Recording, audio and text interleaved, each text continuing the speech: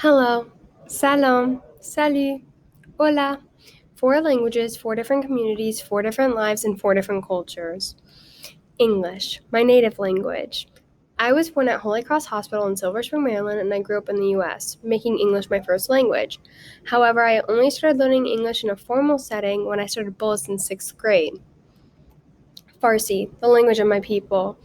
My parents, both immigrants from Iran, taught my sisters and I and sent us all to Farsi school on Saturdays. I learned Farsi simultaneously with English as my parents used them both interchangeably. French, the language I struggled with the most. Before Bullis, I went to a French immersion school. From the age of 5 until the age of 11, while everyone else was learning everything in English, I was learning everything in French. The content was the same, but the language was different. Both my mom and middle sister speak French, so whenever we don't want my dad to know anything, that has always been the language we use. Spanish, a completely different story. I started Spanish in sixth grade since there was no option to take French. At first, I struggled with differentiating between French and Spanish, going as far as putting French vocab on a Spanish quiz. I chose to continue with Spanish because at that point I was already fluent in French, so I thought that learning a new language would teach me more than French would have at the time. Now, years later, I'm planning on double majoring and having Spanish as one of my majors.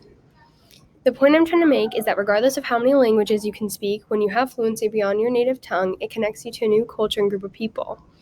Language has always been present in my life. During each stage, a new one was introduced, and I just went with it. I never questioned it, but more importantly, never questioned its significance. Now I realize that with each language, there's a different version of myself that is able to converse with a set number of people.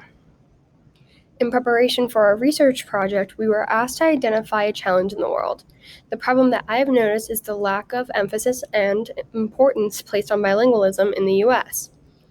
Did you know that only 20% of Americans are bilingual, compared to the average number of 56% of Europeans? Experts predict that around half of the human race is at least bilingual. To me, that statistic is alarming. In a world where there are a seemingly endless number of languages, why is it that so low a number of people are able to converse in at least two? Especially in a country that is considered the melting pot of languages. All of this, among other factors, led me to choose this topic. In order to focus on the experience in the US, I conducted 3 interviews in December with people who have different experiences with bilingual education. One a principal, one a parent, and one a teacher. All 3 are fluent or proficient in different languages. The first was former principal Dr. Marjorie Myers of Francis Scott Key Elementary School, Escuela Key, in Arlington, Virginia. Escuela Key is a dual language program, which means that they have a two-way Spanish program for students. When I asked her what she has learned as someone who directly worked in a bilingual school, she said, quote, "Children who are bilingual are better divergent thinkers, better problem solvers, more compassionate and more accepting of diversity, and better global citizens." Dr. Meyer's comments highlighted the compelling impact language exposure has on the cognitive process.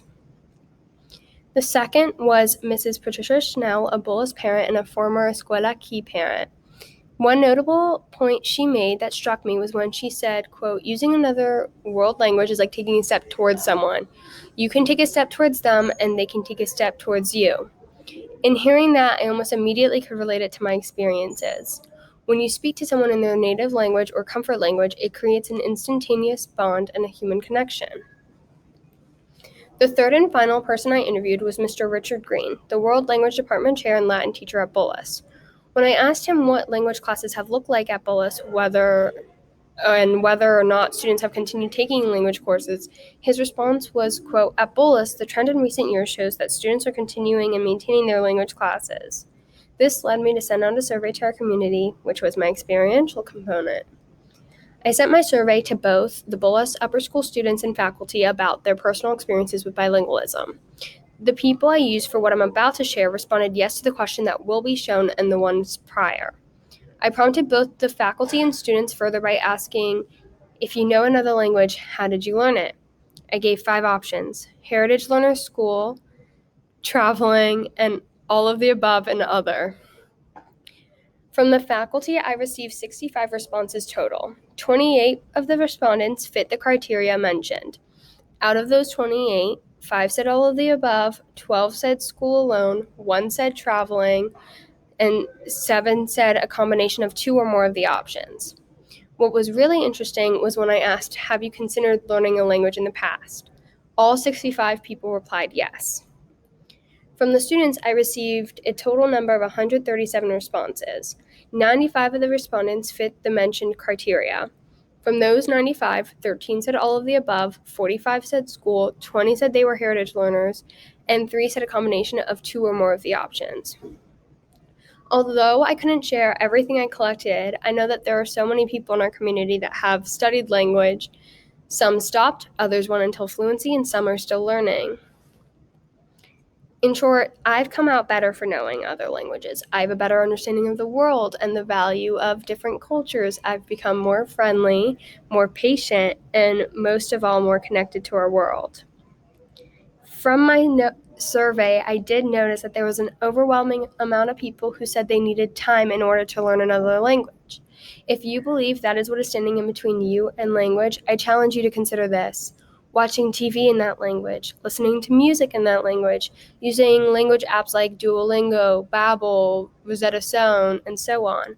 A little each day goes a long way. Just remember this. Try, learn, practice. I want to say thank you to all the people who have helped me along this journey with my project. So thank